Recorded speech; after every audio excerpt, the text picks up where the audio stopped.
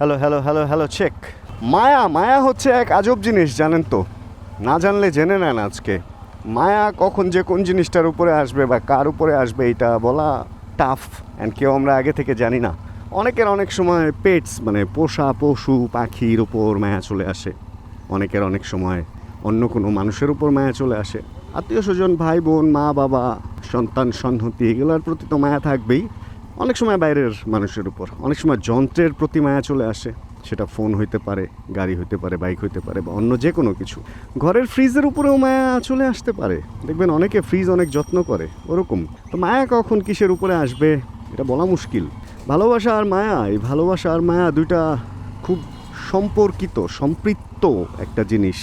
আসলে ভালোবাসাটাও one kind of মায়া, আমার যেটা মনে হয়। তো মায়া এটা আসলে থেকেই যায়। ভালোবাসা নষ্ট হয় কিন্তু মায়া কখনোই নষ্ট হয় না, মায়াটা থেকে যায়।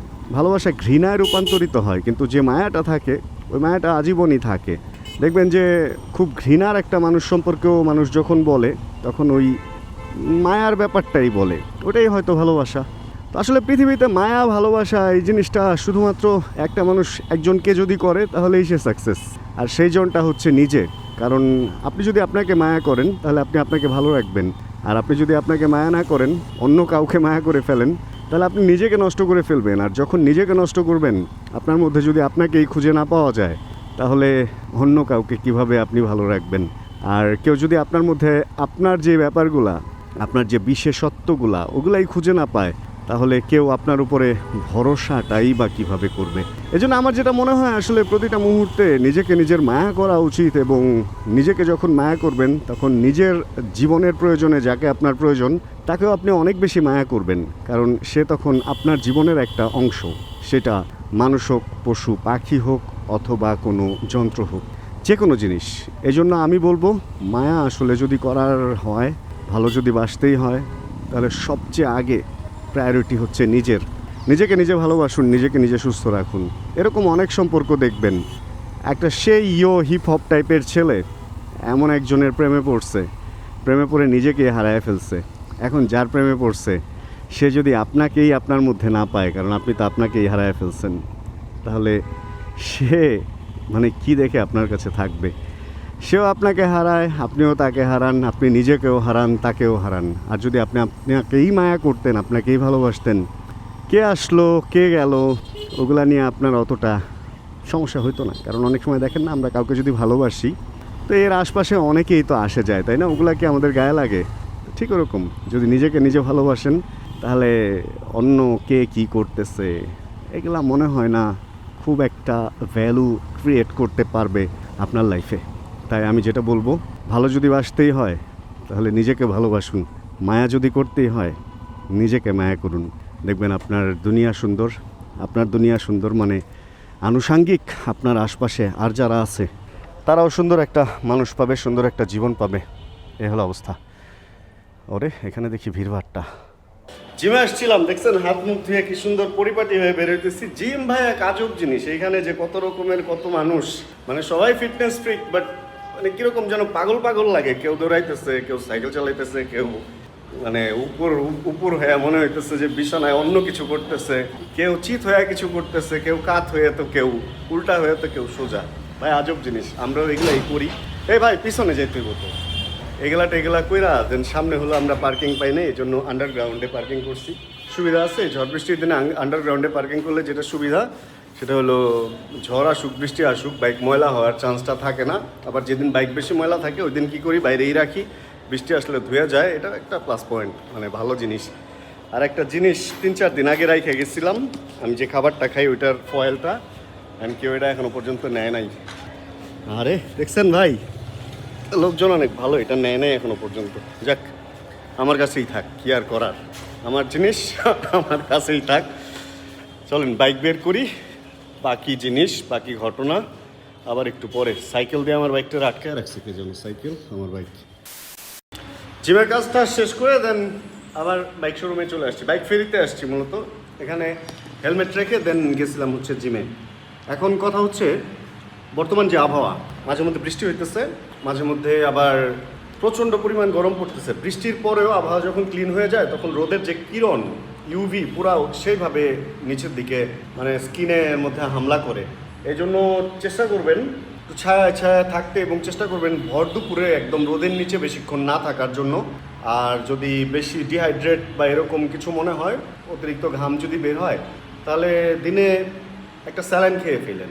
আর স্যালাইন খাওয়ার পারফেক্ট নিয়ম কি জানেন? হাফ লিটার পানিতে 1 প্যাকেট সম্পূর্ণটা, তাহলে ওটা স্যালাইন হয়। পানি কম বেশি হইলে ওটার কার্যকারিতা আর ওই কার্যকারিতা থাকে না, যেই জন্য ওটা বানানো হয়েছে। এই জন্য স্যালাইন এটা খাইতে পারেন। ডাবের পানি খাবেন, কারণ ওটা হলো ডিটক্স ওয়াটারের কাজও করে, অ্যান্ড ম্যাগনেসিয়াম অ্যান্ড আরও বেশ কিছু মিনারেলস আছে যেগুলো হলো শরীরের জন্য কাজ করে। শাকসবজি এগুলা খাইতে পারেন, তাহলে এই গরমেও কিছুটা ঠান্ডা থাকতে পারবেন। গরুর মাংস যত সম্ভব অ্যাভয়েড করবেন, তেল যত সম্ভব কম খাওয়ার চেষ্টা করবেন, চিনি লবণ এগুলো যত কম খাবেন, মশলা যত কম খাবেন, তত শরীর শান্ত থাকবে।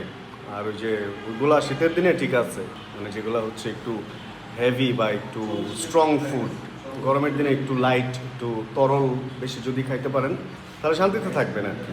এই হলো ব্যাপার। আর এই গরমে বেরো হইতে ইচ্ছে হইতেছে না। আবহাওয়া একবার মেঘলা হয়েছিল, দেন আবার এখন দেখি যে মেঘলা ভাবটা চলে গেছে। ভাবছিলাম বৃষ্টি হবে, বৃষ্টি হয় হয় হয় হয় বলে হয় না আর কি। এরকম একটা ওয়েদার চলতেছে। এই অবস্থা আগামী 1 থেকে 2 মাস পর্যন্ত থাকবেই থাকবে। এখন তো মে, জুন, জুলাই, আগস্ট, 3 মাস এই গরম থাকবে। তারপরে গিয়ে হয়তো সেপ্টেম্বরের পর থেকে কিছুটা শান্ত হওয়া শুরু হবে আর কি। মেঘলা হয়েছিল, মেঘলা থেকে তারপর যেটা হয়েছে হঠাৎ করে আবার মেঘলা ভাবটা চলে গেছে। অ্যান্ড তারপর হচ্ছে প্রচুর রোদ। অ্যান্ড রোদের পর আমি কিছু বাজার সদাই করে বাসায় আসছিলাম। মাছ কিনছি আজকে, মাছ রান্নায় বসায় দিছি। অ্যান্ড বৃষ্টি শুরু হয়ে গেছে, এই জন্য আর ভিডিও বাইরে রেকর্ড করতে পারিনি। চলে আসছি বাসায়, এসে শাওয়ার টাওয়ার নিয়ে যে জিমের কাপড় টাপড় ছিল ওগুলো ওয়াশ করলাম। ওয়াশ করে কিছু কাজ বাকি আছে, ওই যে পেছনে ওগুলো ওয়াশ করতে হবে। ওগুলো জিমের যে খাবারগুলো, pre workout and post workout যে মিলগুলো আমি নিয়ে যাই ওগুলা। আচ্ছা, রান্না হচ্ছে, অ্যান্ড বাইরে বৃষ্টিও হচ্ছে, আকাশ পরিষ্কার, বাট ঝড় বৃষ্টির একটা ব্যাপার স্যাপার হয়ে গেছে। প্রচুর থান্ডার বোল্ট হচ্ছে মূলত। আর একটা ব্যাপার হচ্ছে বাইকের কর নিয়ে বেশ একটা কথাবার্তা চলতেছে। আমি এর আগেও এটা নিয়ে ভিডিও করছিলাম যে আসলে এই কর, তেলের দাম, তারপরে তেলের সংকট অ্যান্ড ফোনের রেজিস্ট্রেশন, এই ধরনের কিছু ব্যাপার স্যাপার আমরা দেখতেছি। এই ধরনের ব্যাপার স্যাপারগুলো আসলে কি, এগুলো আসলে একের পর এক ঘটনা এরকম দেশে ঘটতেই থাকে এক এক সময়। অ্যান্ড বিভিন্ন সময় বাইকের বিভিন্ন ব্যাপারে যখন হচ্ছে আন্দোলনগুলো হয় বা ওই যে মানববন্ধনগুলো হয়, ওগুলোতে অনেকেই আমাকে কমেন্ট করে যে আসলে আমি কেন ওইখানে ছিলাম না বা কিছু। আসলে কি দেখেন, আমাকে আপনারা চেনেন বা জানেন বা বাইকার হিসেবে জানেন হচ্ছে অনলাইনের মাধ্যমে, ইউটিউব, ফেসবুক এগুলোর মাধ্যমে। আর এই জায়গাগুলোতেই আমি এগুলো নিয়ে কথা বলি। এখন রাস্তায় যায় যদি আমি চিল্লাই তাহলে আমার কথা কয়জন শুনবে, বাট আমার এই প্ল্যাটফর্মে যদি আমি কথা বলি তাহলে আমার এই কথাটা অনেকে শুনবে। এই জন্য আমার কাজ হচ্ছে এইখানে কথা বলা, আমার কাজ কিন্তু ওইখানে কথা বলা না রাস্তায় গিয়ে। তো এটা বুঝতে হবে যে কার কাজ কোন জায়গায় কথা বলা। আমার যেখানে কথা বলার এখানে আমি ঠিকঠাক মতোই কথা বলতেছি, অ্যান্ড এখানে আমার প্রতিবাদ চলমান আছে। নট অনলি এখন এই বাইকের কর বা ভ্যাট বা ট্যাক্স নিয়ে, একদম যখন বাইকের যে কোনো ব্যাপারগুলো আসে, যখন বাইক আমাদেরকে পদ্মা ব্রিজে উঠতে দেওয়া হয় না, যখন ইলেকশনের সময় বাইক চলতে দেওয়া হয় না, এগুলো সব কিছু নিয়ে আমার কথা বলা লাগে বা কথা বলা হয়। এমন না যে এই সমস্ত ব্যাপারগুলোতে আমি চুপ থাকি, এগুলো নিয়ে সবসময় আমার কথা বলা হয় এবং এগুলো নিয়ে আমি কথা বলতে থাকবো।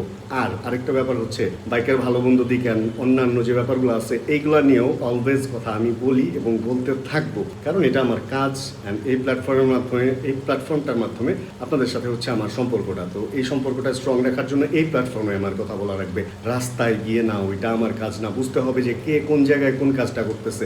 যে ওইটা করতেছে এটা অবশ্যই ভালো করতেছে, এবং আমি যদি ওইটা করতে যাই তাহলে আমার এটা বন্ধ হয়ে যাবে। এখন আমার কাজ তো এইটা, আমার কাজ তো ওইটা না। তো আমি এইখানে আমার কাজটা করতেছি। করের ব্যাপারটা নিয়ে আসতেছি, দাঁড়ান আমার তরকারি পুড়ে যাইতেছে, এটা একটু আগে সেট করে নিই। ওকে, হ্যাঁ, যেখানে ছিলাম, যেটা নিয়ে কথা বলতেছিলাম সেটা হলো করের ব্যাপারটা হলো গাড়িতে আমরা মানে রেজিস্ট্রেশন যেটা ট্যাক্স টোকেন নেই, ওটা আমাদের প্রতি বছরই করতে হয়। 1500 সিসির গাড়িতে হচ্ছে 20-25 হাজার টাকার মতো যায়। অ্যান্ড এর চেয়ে বেশি সিসি যেগুলো 1800 বা 2000, এগুলাতে প্রায় 60,000 থেকে 1500 টাকা কম। এগুলো আমাদের প্রতি বছরে দেওয়া লাগে। ট্যাক্স টোকেন নেওয়া লাগে হচ্ছে প্রতি বছর, অ্যান্ড ফিটনেসটা হচ্ছে 2 বছরের জন্য। এখন বাইকে সম্ভবত এরকম কিছু বাইক এটা করার চিন্তা ভাবনা করতেছে। অ্যান্ড এটা আমি জানি, আমার যেটা মনে হইতেছে এরকম কিছু বাস্তবায়ন হবে না, কারণ হচ্ছে অলরেডি আমরা বাইকে ট্যাক্স দিচ্ছি।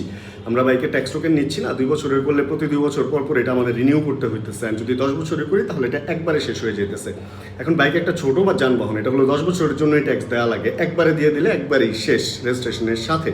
এখন এই জিনিসটাকে অযথা এইভাবে বড় সড়ো করে আসলে কিভাবে কি চিন্তা করতেছে দেখেন একটা জিনিস উবার পাঠাওয়ে বাইক সার্ভিস চলে আসছিল and ওইটার উপরে ট্যাক্স আরোপ করা উচিত যে যদি কেউ কমার্শিয়ালি চালায় প্রাইভেট একটা সাইকেল একটা মোটর সাইকেল বা এগুলা যদি কেউ চালায় ভাই ওইটার ব্যাপারটা তো টোটালি ডিফারেন্ট প্রাইভেট নিজের প্রয়োজনে চালায় ওটার মধ্যে অযথা কর আরোপ বা ট্যাক্স এটা ভাই এটার কোনো মানেই হয় না এটা একটা মানে ছেলে খেলা শুরু হয়েছে আমার কাছে এরকমটা মনে হইতেছে যদি কমার্শিয়াল চালায় আমার মনে হয় উবারে বা পাঠাবে বা যারা এটা দিয়ে ইনকাম করতেছে কমার্শিয়াল পারপাস চালাইতেছে সেক্ষেত্রে এটার উপরে ট্যাক্স কেন এটার উপরে আরও কিছু আরোপ করুক ওইটা তাদের ইনকামের উপরে ইনকাম ট্যাক্সের আওতায় এনে এটার একটা কিছু করা যায় এটা আমি অবশ্যই মানি কিন্তু আমি একটা বাইক আমার ডেইলি লাইফে আমার প্রয়োজনে চালাইতেছি আমি শখে চালাইতেছি বা ঘুরতেছি এইটার উপরে কর এটা তো ভাই শৌখিন জিনিস বলা যায় না একটা স্পোর্টস কারকে শৌখিন জিনিস বলা যায় হ্যাঁ এইবার কথা আছে যদি আমাদের দেশে হাই আরসিসি বলতে 650 বা সুপার বাইক 1000 সিসি বা এর উপরের বাইক থাকতো ওইটার উপরে কর নেন ভাই ওইটা হলো শৌখিন প্রোডাক্ট কিন্তু আমরা যে মাল চালাইতেছি ভাই এটা তো মোটেও শৌখিন প্রোডাক্ট না